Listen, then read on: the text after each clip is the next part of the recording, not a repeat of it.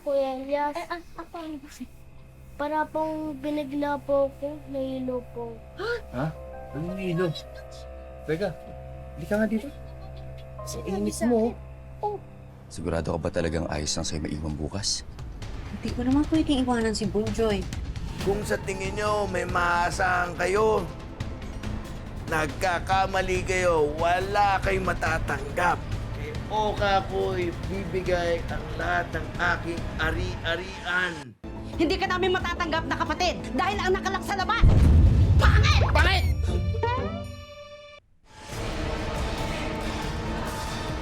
Tatambangan ng mga bata natin ng mga convoy ni Mayo. Kaya naman nagkilos dito sa bus.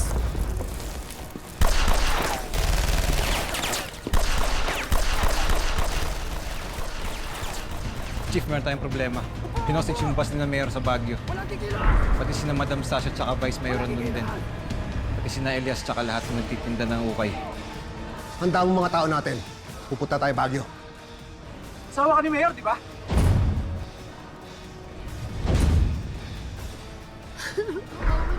Huwag mo ko sasaktan. Go! Pasok sa loob! Kakakitaan natin itong babaeng to.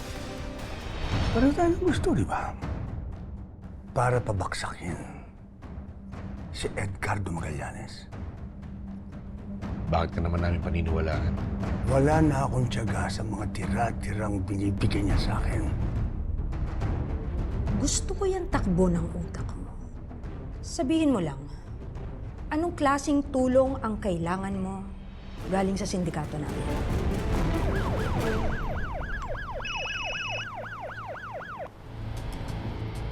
$300 million cash. Yan ang kailangan namin, Chief.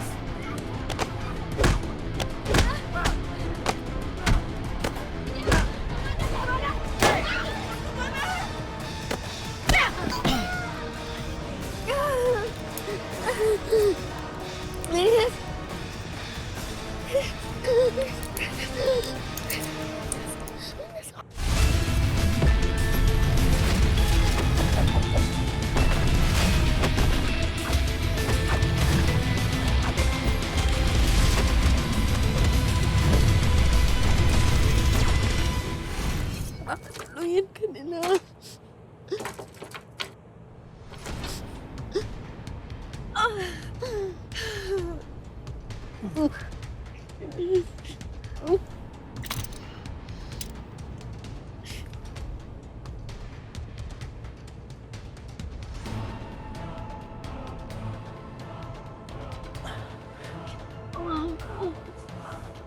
Ano hindi pwedeng wala akong gawin? Malala, tama mo. Ako umusak ng dugo.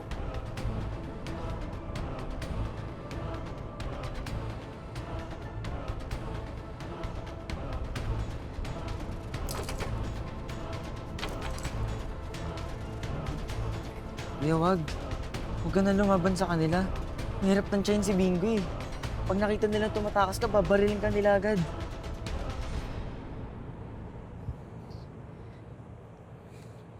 Ate, ito. Para po sa sugat niyo.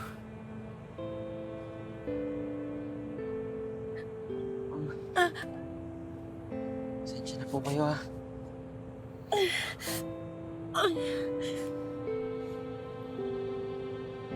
Pag-usapan po kasi namin sa grupo. Kukunin lang namin yung ransom. Pero pagkatapos nun, iwan na namin kayo ng buhay. Bakit mo kami tinutulungan?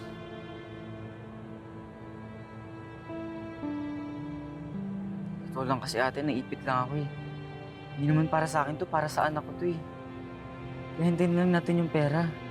Para wala na masama mangyari. Ayoko din namang may mamatay dito eh.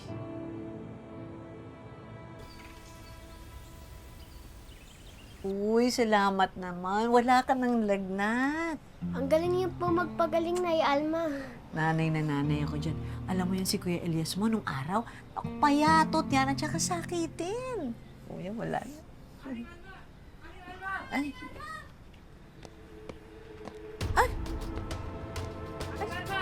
Ay, Alma!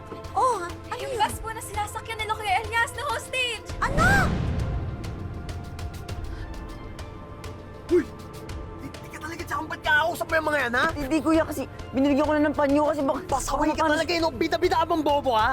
Ha? Alam mo, tama si Pato, eh. Dapat di ka na namin sinama dito. Pabigat ka lang, eh. Pasensya na kuya. Una kayo dyan. Puwa rin dyan.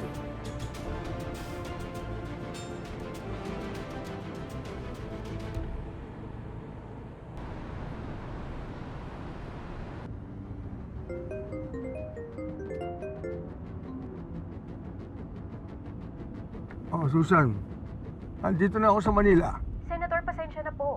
Alam kong kabababa nyo lang ng eroplano nyo galing Cebu. Pero may malaking problema po tayo. Oh, ano yan, ano yan? Si Madam Sasha po hinostage sa Baguio. Ano? Ano ka mo? Pakiulit mo nga. Si Madam Sasha po hinostage sa Baguio. Oh, sige, sige, sige.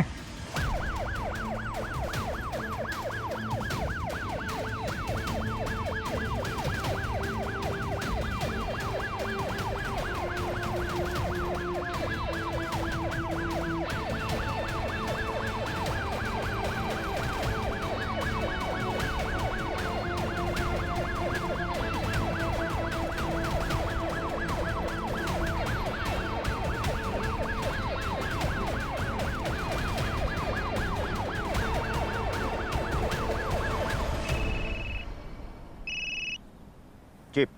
Chief at Vincula. Bakit kami ngayon ng Baguio? Kamusta lagay ng mga hostages? Kamusta lagay ni Mayor? Nakamonitor kami ngayon sa sitwasyon sa loob ng bus sakay si Mayor Alfonso at Vice Mayor Chavez. Yung naka-convoy na sasakyan, naka-hostage din, asawa ni Mayor. Chief, nahihirapan kaming bunuin ang 300 million na ransom money na hiningi ng mga hostage takers. Cash ang hinihingi. Pinatignan ko yung CCTV bago umalis yung bus nila, Mayor. 4 sasakay ng bus na to, nagpapanggap ng mga tendero ng ukay. Pero 3 sa kanila, labas-pasok sa kulungan. May mga kaso ng murder at robbery. Alam pala talaga ang kaluluwa ng mga kriminal na yon.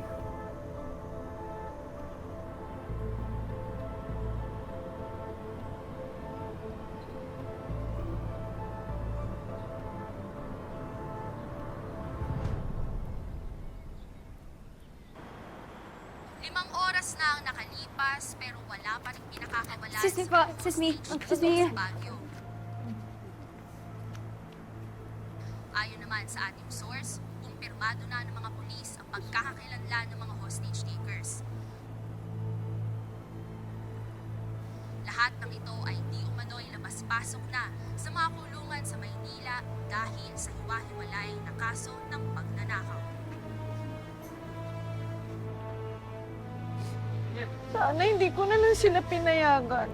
Napahamak patuloy sila.